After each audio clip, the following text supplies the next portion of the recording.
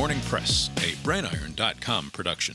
Here's 11 minutes or so of news for today, Tuesday, January 9th, 2024. Former President Donald Trump was in court on Tuesday as his attorneys argued before a three-judge panel of the U.S. Court of Appeals for the D.C. Circuit that he should be immune from criminal prosecution for any acts committed that he claims were being undertaken as official duties of the president.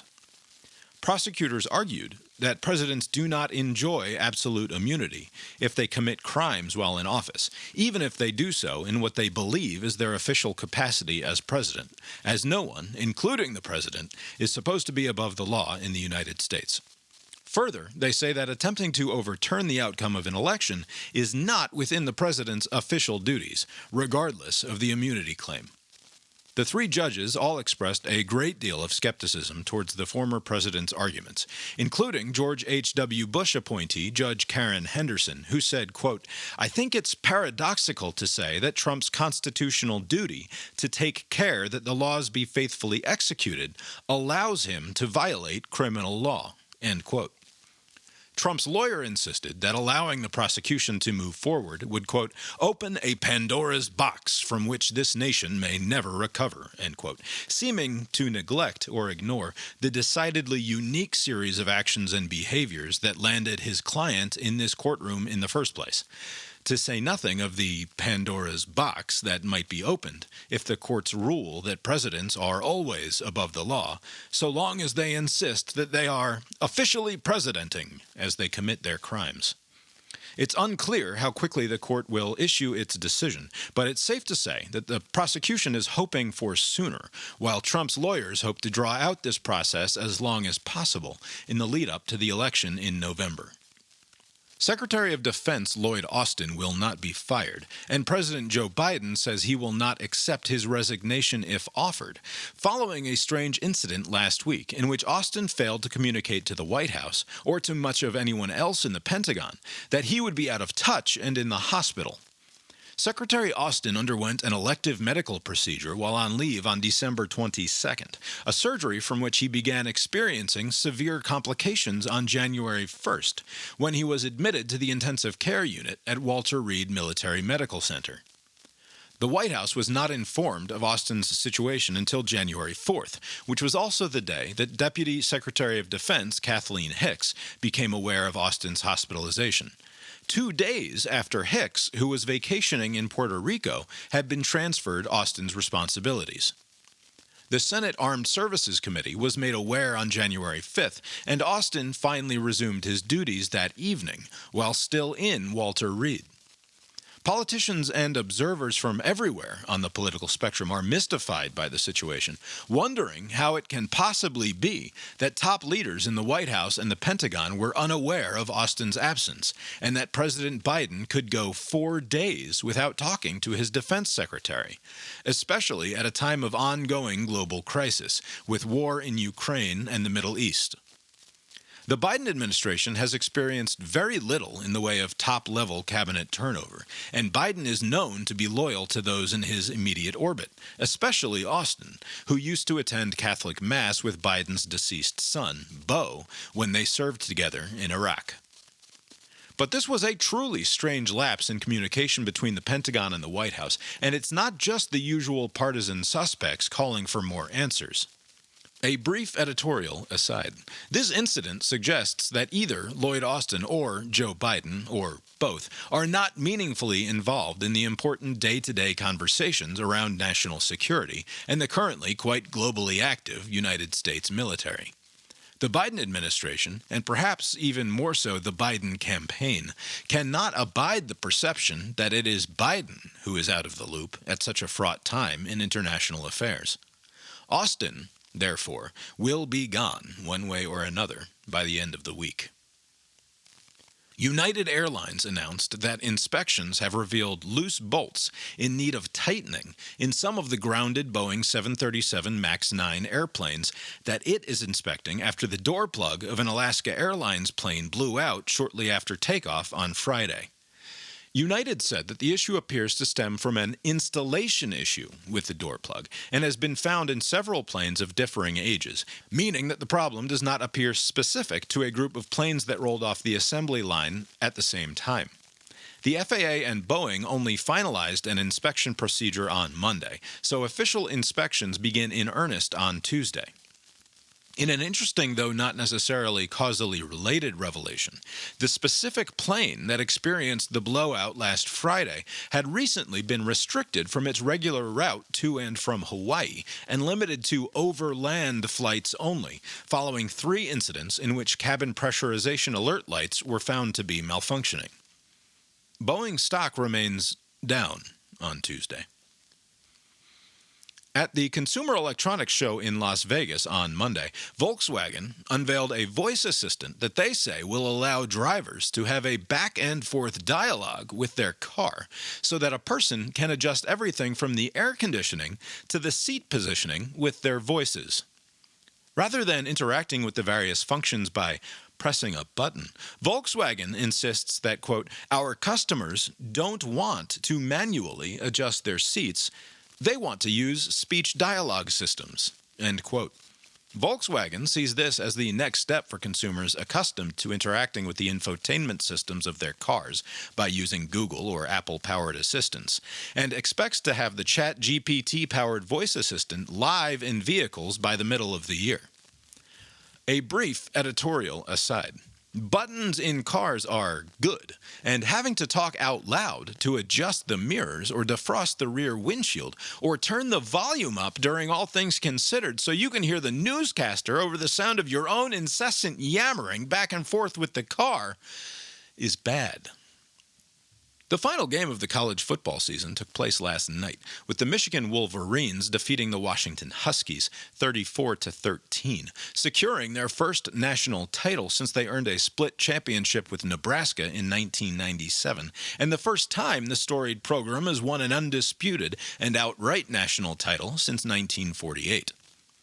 The college football playoffs will expand beginning next season, with a 12-team format that will play out over the course of a month, with the first game being played on December 20th and culminating with a championship game on January 20th, 2025. A brief editorial aside, college football has laid the last remaining vestiges of its admittedly, irretrievably corrupt soul on the altar of television. This is the year we traded what we once had for something else.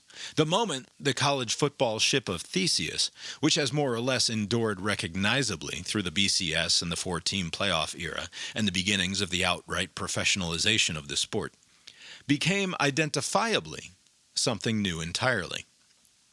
Whatever that is, it's not what it once was. What it was often maddening and unjust, inconclusive and always disputed, arbitrary and parochial.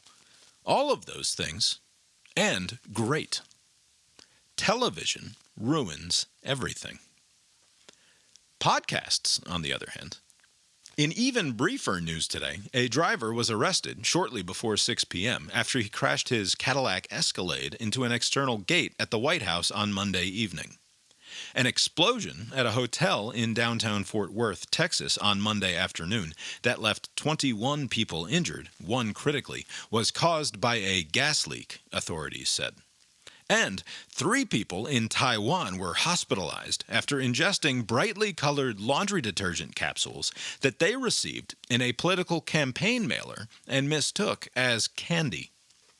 Among the sickened were 2 octogenarians, leading the morning press to recall the time Senator Chuck Schumer expressed a sort of longing dismay about the undeniable succulent appeal of Tide Pods.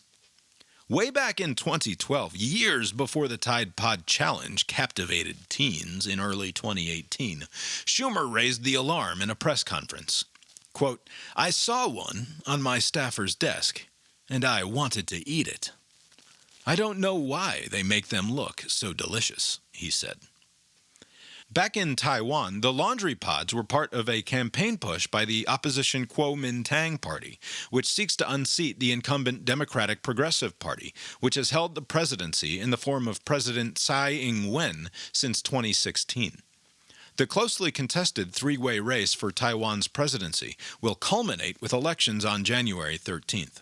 It is unclear how much the 500,000 laundry pods that were delivered to voters will impact turnout or the result. A happy 111th birthday to former president, now deceased, Richard Nixon, who was born on this day in 1913. Also on this date in history, January 9th, 1493, History.com tells us that Christopher Columbus spotted what he believed to be mermaids in the water near his boat anchored in the Caribbean, and declared that they were not nearly so beautiful as they are usually depicted in paintings. Now, here's a look at the weather. This silly Columbus anecdote has spread through a number of online outlets through the years, and even gets mentioned in a Smithsonian website write-up and in the Snopes fact-check of the mermaid myth. While Columbus's original journals were lost, it is true that an early compilation of his letters and logs includes the relevant reference. Quote, "On the previous day, when the admiral went to the Rio del Oro, he saw 3 mermaids, which rose well out of the sea, but they were not so beautiful as they are painted, though to some extent they have the form of a human face. The admiral says that he had seen some at other times in Guinea, on the coast of the Maniqueta." Leaving aside the interesting question of whether mermaid is even the proper word to arrive at when translating the word sirenas, which is disputable, I'm fascinated by the insistence in all of the write-ups about Columbus and the mermaids that we take him to mean that he literally believes he is seeing the mythical half-woman, half-fish sea creature, rather than him making a slightly sly joke. He goes on to immediately compare them with others he had seen elsewhere, closer to home. All of the articles about this anecdote spread across the internet insist that we understand Columbus to have been, at this moment, something of a pre-modern doofus for his alleged mistake. For as unworldly as we imagine a man of 530 years ago to have been, is it more likely that Columbus truly thought he was seeing some butt-ugly mermaids in these giant creatures, or that he was making a joke? That he was perhaps sarcastically noting that the massive gray sea cow isn't nearly so appealing or pleasing to the eye as the mermaids and sirens depicted in legends? We have a tendency, especially with those we have deemed unacceptable to the modern moral sensibility, to assume the dumbest, or the worst, or the least recognizably human explanation for the words and behaviors of those who came before us, and of those with whom we disagree. I can't know that Columbus didn't really think he was looking at a trio of mermaids who'd had an unfortunate run-in with the ugly ocean stick. But I think my reading is both more charitable and more likely. As smart as we like to imagine we are, as evolved, as progressed, the truth is, we humans are not really much different creatures than we were 500 or 2,000 or 6,000 years ago. We may know more. We may have easy access to a seemingly infinite and growing pile of information. But we're still just people, and will be for a while yet, looking at the world around us, never fully understanding it, and cracking jokes. That's the weather from here. How's it look out your window? The Morning Press is a production of the BrainIron.com multinational media empire. Please direct comments and complaints to brainironpodcast@gmail.com or visit the website at brainiron.com. For a transcript of today's episode and links to the stories referenced, find The Morning Press at brainiron.substack.com, where, if you would like to support this and the other podcasting and blogging endeavors of the BrainIron.com media empire, you can also become a paying subscriber. If you can think of anyone else who might enjoy what we're up to around here, please consider sharing. Thanks, and barring the sudden onset of the inevitable, we'll talk to you tomorrow. The proceeding was created with 100% human content.